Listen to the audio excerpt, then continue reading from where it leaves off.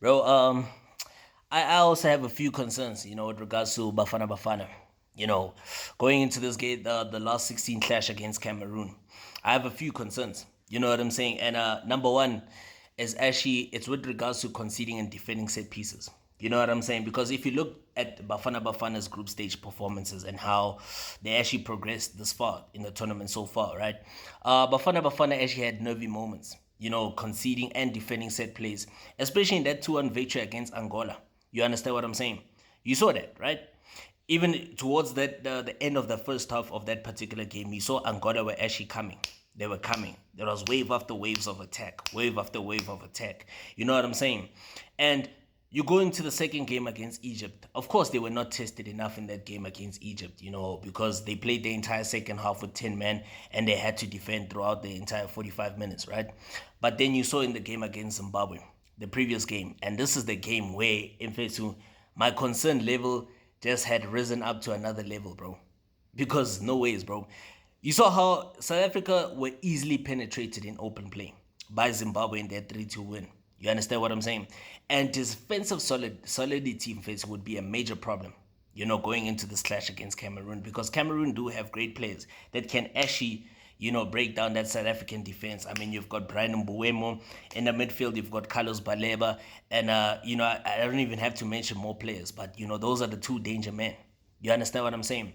And so far, Bafana Bafana have no clean sheet in this tournament. You know what I'm saying? So, which is also another concern for me going into this game, And number two is the midfield combinations. Bafana Bafana Fesu have been struggling in the midfield. This midfield duo of Tebogo Mokoena and Pepelos Tole is not working at all. It's just not working. And playing Sipombule as a number 10 as well, also, it's really not helping as well. You know what I'm saying? And they did experiment with Talent Mbata, and that did not work out at all. You understand what I'm saying? So, number three, impact players, right? So since Sepang Moremi actually changed the complexion of the game when he came on at halftime in that 2-1 victory over Angola, right? There's not been any Bafana Bafana player who has actually impressed or changed the game from the bench. Yes, Relay did get a chance against Egypt. Elias Mukwana, nah, he hasn't really done much, to actually create that impression on me that he's actually a game changer. You know what I'm saying? But hopefully other players will be given a chance as time actually goes. And, approaching bigger clubs. Yeah. I'm also concerned about Bafana Bafana's approach when they take on much more fancied opposition. You know what I'm saying? Because it seems like Bafana Bafana seem to impose themselves only when they're playing against the so-called lesser opposition. After, this was actually displayed when they played on the front foot against Angola.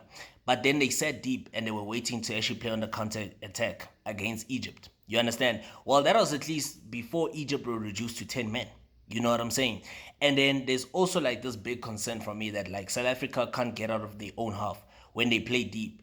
And they should, if they adapt a similar approach against Cameroon in a knockout game, bro, I'm not sure if a counter-attack style will actually work for us.